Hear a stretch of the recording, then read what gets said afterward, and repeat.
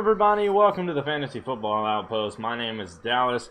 This is our positional mock drafts. We are now on position number 9, trying to get all these out, hopefully before your drafts tonight, even though that's kind of pushing it, but mainly before your drafts tomorrow and Sunday, where most people should be drafting. Some people already have, so this may not be useful to you if you have already. For those of you that have not, these are for you. And so basically what these are, I'm drafting in 8-team, 10-team, and 12-team formats with standard rosters, QB, 2 running backs, 2 wide receivers, 1 tight end, 1 flex, a kicker, and a defense. And it's PPR, and I go through from each position and do that. So we are now at position 9, which in turn also means there will not be an 8-team draft because you're at position 9. That doesn't exist in 8-team. So we're going to go ahead and begin and see what we get. Like I said, you'll see. I'm gonna have to explain something probably in this very first episode, but maybe not.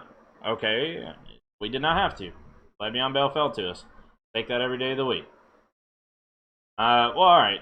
Yeah, here we can explain it. So, my wide receiver order that I have, it goes DeAndre Hopkins, then Devontae Adams, and this is based on how I think they'll finish the year. And I'm going to say this at the beginning so that this kind of translates to the next draft as well.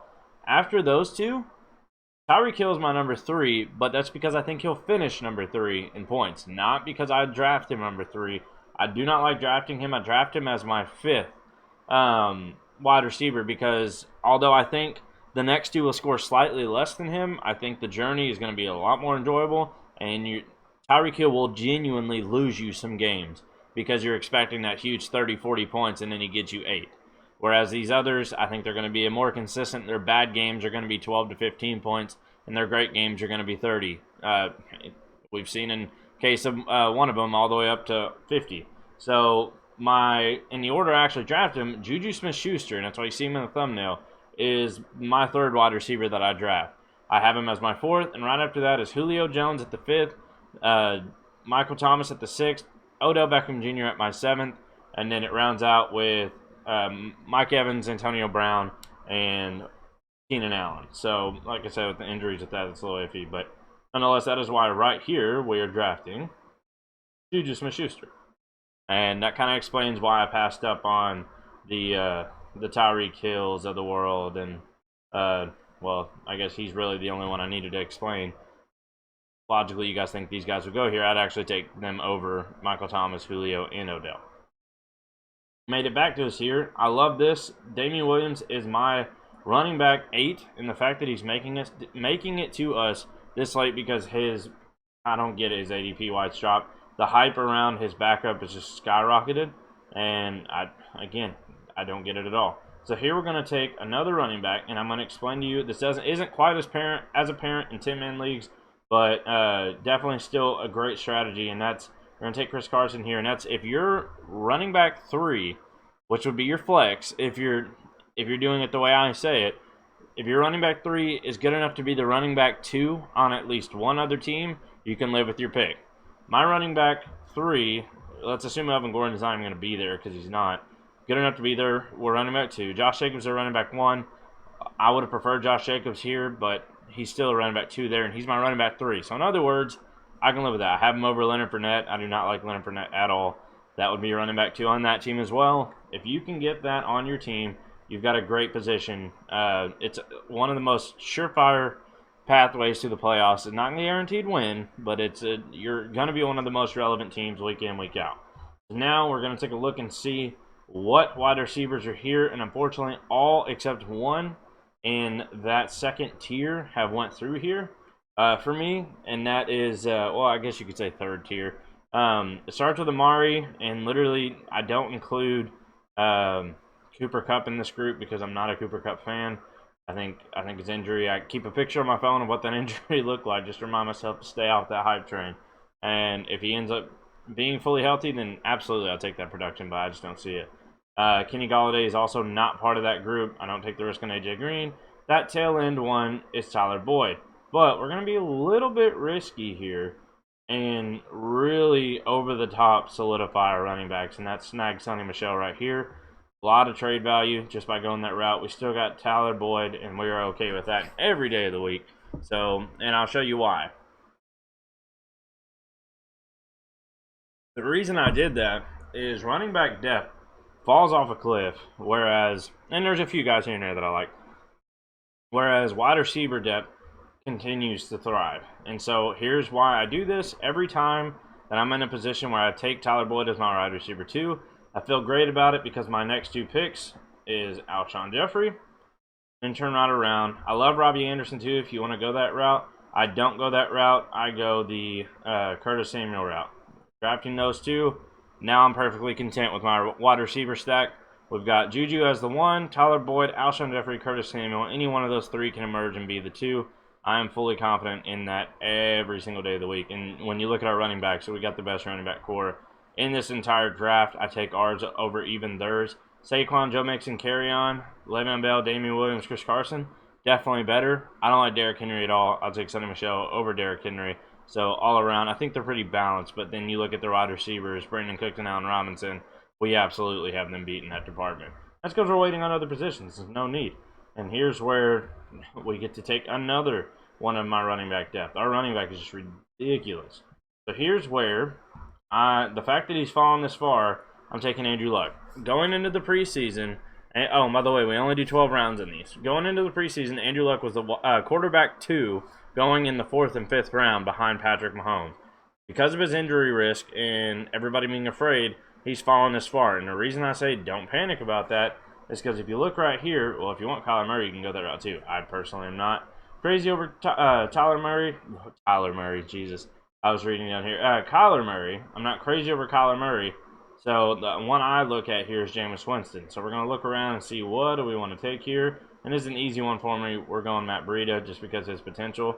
And here we snag us a Jameis Winston. And the reason I say that, Jameis Winston's actually my quarterback 9. So even in a 10-team league, he's still QB1. And so when I do that, now we typically stop at 12, and I'm just going to show you, this is where we're going to stop at, but I'm going to show you what comes back around, why you can solidify your team with your tight end, because we didn't take one, and people are like, well, what are you doing? We actually can wait 2 rounds on tight end, and the reason for that is there's 4 I target.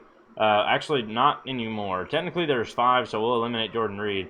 That's Delaney Walker if he slips down with these guys, but if not, Mark Andrews, Greg Olsen, and Kyle Rudolph. If I end up missing on Evan Ingram or somebody like that, I'm punting it at that point, as they say. I think, can't remember which one it is. It's one of the fantasy footballers that says that, or they may all say it. I have no idea. I watch them all the time, but like I said, I don't remember who exactly. I think it's Jason, if I'm not mistaken. I think he's the main one that says that. Nonetheless, what I'm getting at is you have these guys down here. But yeah, I try to watch everybody that I can, just kind of take in a bunch of opinions. There's actually one person in particular, I'm not going to say the name, a lot of you can probably guess it, but in particular that I disagreed with what they said so much that it actually inspired me to create this channel, because I'm just, I was like, people are buying into this and I think it's horrible advice. So I have to get in there. So, like I said, plug one of those guys in at tight end a few rounds later. Let's look at our team. Andrew Luck, quarterback 2 if he's healthy, but not really. I do have him as my QB5. QB probably, well, really 5 still, even if he is healthy. But to snag him as late as, what we get him in the 11th round? 10th round? When he was going to 4th or 5th, that is amazing. If you can't picture a world where he's not hurt, it's okay because you got Jameis Winston anyway. So the weeks, Andrew Luck's out, you got Winston. One of the only times I'm drafting 2 quarterbacks anyway. Le'Veon Bell, Damian Williams, Chris Carson. Absolutely ridiculous running back stack there. And we filled the bench with Sonny Michel, Kalen Ballage, and Matt Breida. That is just ridiculous. Wide receivers, we got Juju Smith-Schuster, Tyler Boyd, Alshon Jeffrey, Curtis Samuel. And like I said, at this point, I probably had to take Tyrell Williams. You got Michael Gallup in there too. Stuff like that. I'm perfectly content with this team. So let's go ahead and resume. And okay, go right over here and pull up. There we go. Switch this to a 10 team. Like I said, we just do the same thing, but for 12 teams, not 10.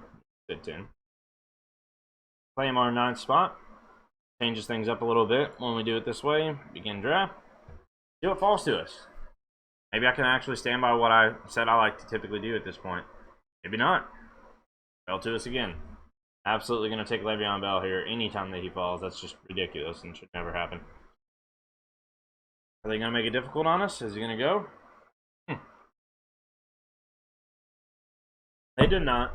Made it fell right back into my lap again. I'm perfectly okay with that stack anywhere I can get it. So let's let these flow through. Like I said, Le'Veon Bell is my running back 6.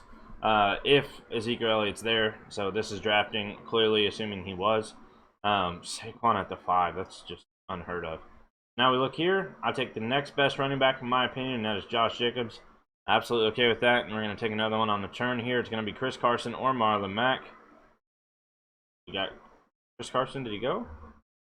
Yeah, he went right before us, actually. He was already gone, so Marlon Mack, easy pick. Like I said, I try to make sure that my running back 3 is good enough to be your running back 2 on another team. And if that's the case, then you got a solid flex. Our running back 3 is good enough to be your running back 2 here. You don't have to be running back 1 here. I don't know what that guy's doing. Ignore that. But this right here, running back 2, depending on if Gurley's there or not, running back 1.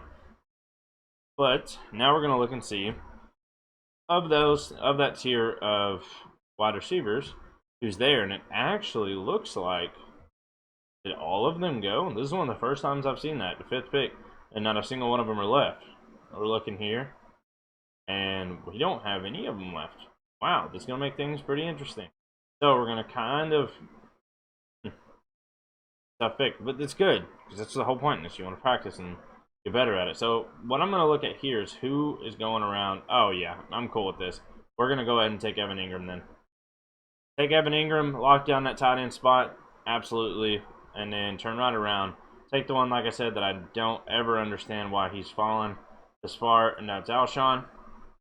You could argue Mike Williams there, but I'm taking Alshon. He's a wide receiver 1 for a very high-powered team, usually around 3 or 4 guy, but I get the regression, but not that much. Like, that's just ridiculous. I don't even understand that. Depending on how things look, maybe even Curtis Samuel there. But this is why I said I was perfectly okay with waiting, because here we can get D.D. Westbrook anyway. So I'm now content. These two are going to be flipping in and out for wide receiver 2. We're going to have to take another wide receiver here because they have the same bye week, but that is fine. Actually, maybe we don't. See what we got. Comes back around to us. I'm going to take a bit of a risk here, and we're going to see if we can make it pay off, and we're going to go ahead and take Kalen Ballage here. Because like I said, these wide receivers, none of them to me, Dante Pettis was originally, but he's fallen. Maybe Sammy Watkins. That's actually, yeah, that's probably what we'll go for some safety, added safety right there. Gonna say Marvin Jones, but that being said, he may come back to us anyway. I was gonna say Kalen Ballage, but I was like, we really need to solidify these wide receivers because they, where we missed on one right here. It's okay because we made up for it with the tight end, but okay. So now Marvin Jones did make it back to us. That is absolutely what we're drafting right there. Again, we missed out on the Jared Goff, Cam Newton, that kind of window of players. So here we are going to take our Jameis Winston just went. Now we wait one more round. Anytime that happens, we wait, and I take Phillip Rivers, and if Phillip Rivers goes, I'll wait even longer and take Dak Prescott. I'm okay with any of those. If you really have to punt it, then I'll take Josh Allen. I'm cool with any of that. So now let's see what's on the board here for us, and we're going to go ahead and snag up Breida. This one's been interesting. Quarterback's flying off the board in this one. That's okay. Like I said, there's no reason to ever reach. Don't panic. There goes Phillip Rivers, so Dak Prescott's the one we're taking. If he's there, obviously he could go.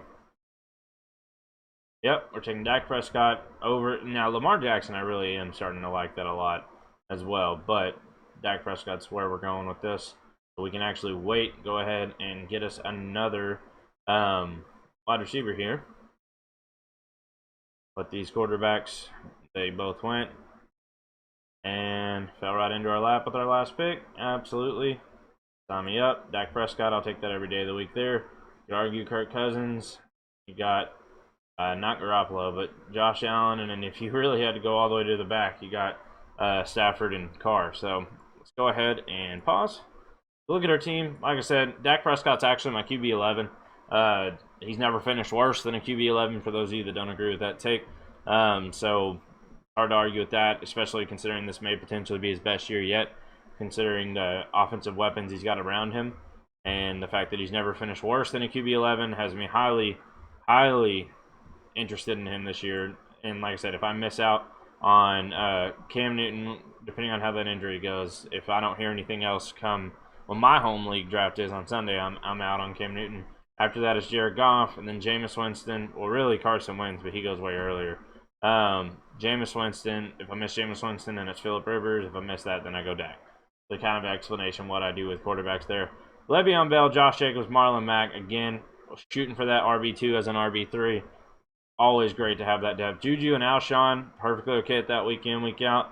And D.D. Westbrook, Samuel Watkins, Marvin Jones, Tyrell Williams, any one of these are good enough to step up and be the wide receiver 2 on this team. Perfectly content with every single one of those. Matt Breida, I see a world where him and Tevin Coleman are relevant on the same team. And we snagged our tight end number 4 as our tight end. That's a great team right there, especially being able to pull out of it and take a tight end where we thought we were getting like a Tyler Boyd or even a Tyler Lockett, but we just unfortunately weren't able to do it, and that's okay because we gathered ourselves. Now, some of you may have went Calvin Ridley here. I'm not a Ridley fan. I don't see it. I think last year was a stroke of luck, and I just think you're not going to see that much production this year like you saw last year. So we ended up going 4 straight, but that absolutely solidified that position for us. So we are happy with that. Go ahead and end this. These are a lot shorter because there's only 2 drafts, and the last ones are going to be very, very short episodes. But that has been our positional mock draft, position number 9. For those of you watching this live, we'll be right back shortly with number 10.